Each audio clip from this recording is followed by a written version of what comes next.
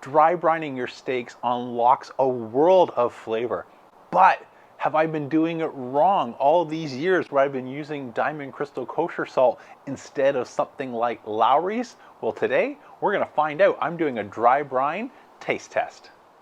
Hey, I'm James from Smokin' Dad BBQ, and today is all about the dry brine and unlocking a world of flavor. Now, I've been doing dry brining for a long time, in particular with Diamond Crystal kosher salt. This is something that I picked up in the book, Salt, Fat, Acid, Heat, and it has made a world of difference, and I've fallen in love with it. I dry brine almost everything, especially larger cuts of meat where that salt just has time to work its magic overnight. This results in more flavor, a tender, juicier product, and one that ultimately retains more moisture than if you don't, or you didn't dry brine and you were to throw your steaks right on the grill and they shrink up and push out a lot of that moisture and flavor.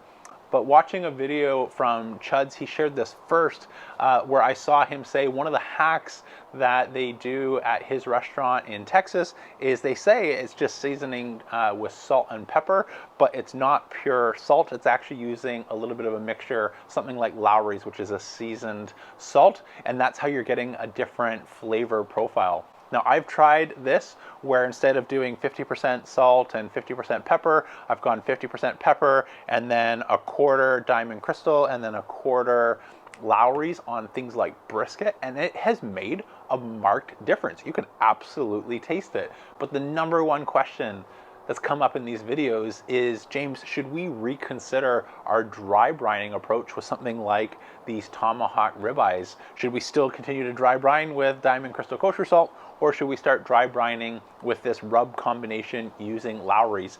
And I don't know, we're gonna find out. So let me take you back in time to yesterday where we started our dry brining. I'll rejoin you in a minute's time. We get ready to fire up our grill.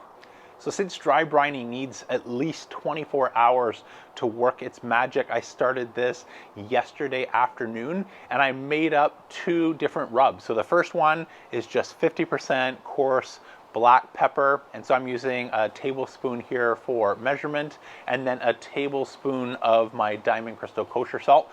Put that in a mixer, mix it up really well, and after I put on a binder for our rub, I'm using truff hot sauce. You can use any hot sauce. I just happen to love using truff since it's got that obviously truffle oil and it adds a little bit of smoky umami flavor to it. There's a whole bunch of things you can use, mustard, etc. But I just love this one and our family absolutely loves how it comes out, and it doesn't taste anything like hot sauce. So I put down just a little bit of a smear of truff hot sauce and then put our rub all over, coating that liberally. And then for the second one, it's the same, but instead of using a tablespoon of salt, I did a half tablespoon of Lowry's and a half tablespoon of Diamond Crystal kosher salt in order to get our full tablespoon, along with a tablespoon of black pepper. Everything was the same, and so I put a little bit of a toothpick in our Lowry's one so I could keep track of which is which. And then today, since we're going to be cooking and moving them around and I don't want to mix them up, I just got out my drill and put a hole in this one so that I can keep track that this is our Lowry's steak, and we'll be able to tell which one we're tasting and if there's any difference whatsoever. But before we can get into our taste test, we need to build a fire, so let me take you over. We're gonna do this on the Kamado Joe Classic Series 3 behind me using the SloRoller. Let me take you over there and we'll get our grill set up for a reverse seared tomahawk ribeye. All right, I've got an emptied out Joe, clean, ready to go, some fresh charcoal in our basket. And if you're noticing the nice clean ceramics, don't worry, I've got a video coming out on that shortly. It'll show you how to do a deep clean, including your dome. But for now, let's get our Grill Blazer grill gun, fire it up, and get a fire going in our Kamado Joe Classic 3.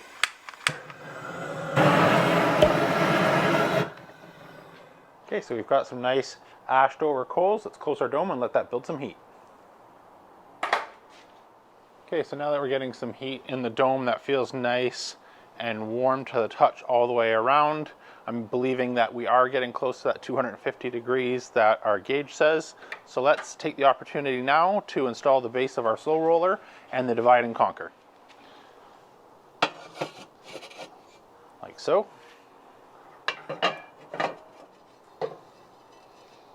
Let that stabilize. Okay, our grill's nearly up to temperature. I'm just going to drop in a drip tray. And since I get this question a lot, I want to show you really quick the different size drip trays and what works with the SloRoller. So this is the Kamado Joe Classic Series 3. So this one will actually work with all three sizes. So the 10-inch SmokeWare drip pan will just sit in the X-ring like that and have a bit of an air gap. So you can use this, which also fits in the Joe Jr. You can use the 12-inch pan, which is almost a mirror image of the SloRoller top, or you can use the 14-inch pan, which is what I use in my Big Joe all the time, which is what I'm going to use today. So either of those are good options, especially on the Classic, which can get away with any of the drip pans. But today, since we're doing two larger tomahawks, I want some extra coverage, I'm going to use the largest 14-inch pan.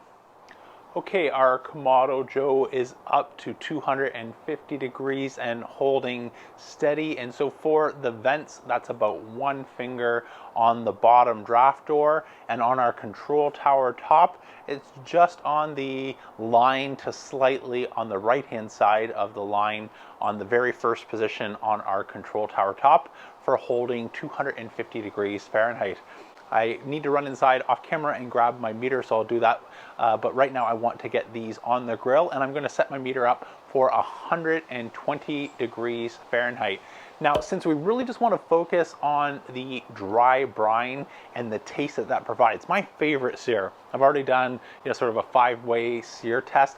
I love the soapstone, especially with a sear sauce, which is mayonnaise, garlic, a little bit of red wine vinegar, some salt and pepper. That just packs a ton of flavor, but I'm worried that it's going to mask some of our very, very, I suspect, subtle differences in the salt and the dry brine. And so I'm going to skip all of those full flavor sears that I would absolutely normally do and try and keep things as simple as possible and as even as possible for these two tomahawk ribeyes. So I'm going to reverse sear them until they're 120 degrees Fahrenheit, let them rest, and then I'm going to use my grill blazer grill gun, give them a quick little sear so we can just really focus on the dry brine taste and not be thrown off by any of those other differences. Let's get nice and close. We'll get these on the grill. So these SmokeWare mates remind me of my giveaway. So for the month of November, I'm going to be taking any subscriber who makes a comment on any video that I release in the month of November is entered for a chance to win a brand new Kamado Joe Kettle Joe along with these upgraded SmokeWare side shelves. They happen to fit the Classic, just like I have them on here today, or the Kettle Joe, where I think they look pretty fantastic. So that reminds me, if you haven't already had a chance to enter, to go and do that at the end of this video. All you need to do is subscribe and comment. You're in. Good luck. Let's put these to rest, let them cook. So in just under an hour, our room temperature tomahawk ribeyes are up to 120 degrees Fahrenheit. I've taken them off and let them rest for 10 minutes. So now we want to get our sear. Again, if you were doing this for yourself, I would highly recommend that sear sauce or even Caveman. That was my number 2 best flavor sear. But since we don't want to add a lot of those flourishes that are really pop up the flavor, we're going to sear this with the grill torch, since that's going to give us an amazing crust without adding a lot of extra things like mayo or garlic or that red wine or salt or pepper that may just throw us off a little bit. So let's get these back on the grill, bring it nice and close while I get my Grill Blazer's sous vide torch for the sear. Now you can sear this if you have the proper Grill Blazer grill gun. I've done that before when I tried running my Classic Joe like a gas grill using the grill torch for power. But at 400,000 BTU, it's just a little bit too much to regulate. So it's all nothing, and I was having a hard time getting a great crust. The sous vide gun I picked up for moments just like this, where you want to get a nice sear, or if we're finishing a dessert or melting cheese on a sandwich. 400,000 BTU on the grill gun is a little bit crazy. The 240,000, I believe it is, BTU on the sous vide gun will be about perfect. So let me rejoin you on the cooking grids and the SV gun, and we'll get a great crust on these and dive in for our taste test. All right, let's get these back on the grill, which I'm just using as really just kind of a flame-proof surface for our sear. Get these on like so.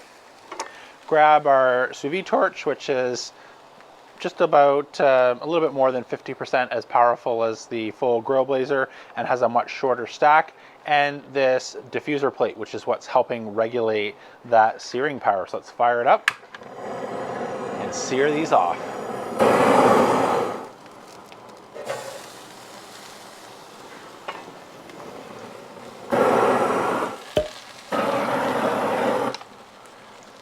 Those look awesome. Let's let those rest another minute. We'll slice them up. All right, our reverse seared tomahawk ribeyes are ready for slicing. They look amazing. So on my left, your right, we have our tomahawk ribeye with our hole in it. This is our Lowry's one. And then on my right, your left, is the control steak, which is the Diamond Crystal Kosher Salt. Let's come nice and close. We'll get a slice off of each of these and dive in for a taste test, see if we can tell any difference. Let me know in the comments before I jump into that if you think there's going to be a difference. Plus, if you're already subscribed, you enter a comment. That's just another ballot in my draw for the Kettle Joe. So more chances for you to win. Anyways, let's slice these up and get ready to dive in.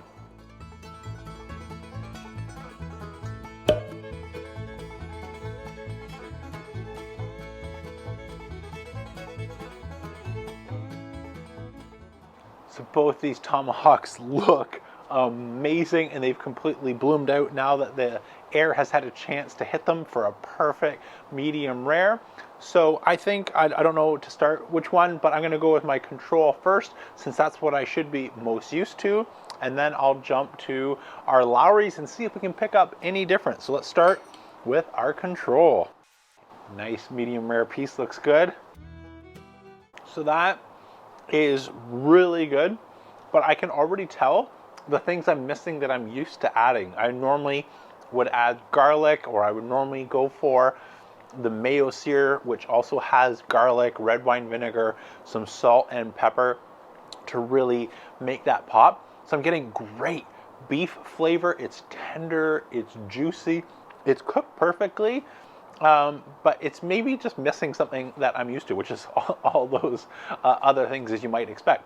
So let's try our Lowry's, which is our Lowry's dry brine mixed in for half of the salt content, and see if it restores any of that flavor that we're used to getting.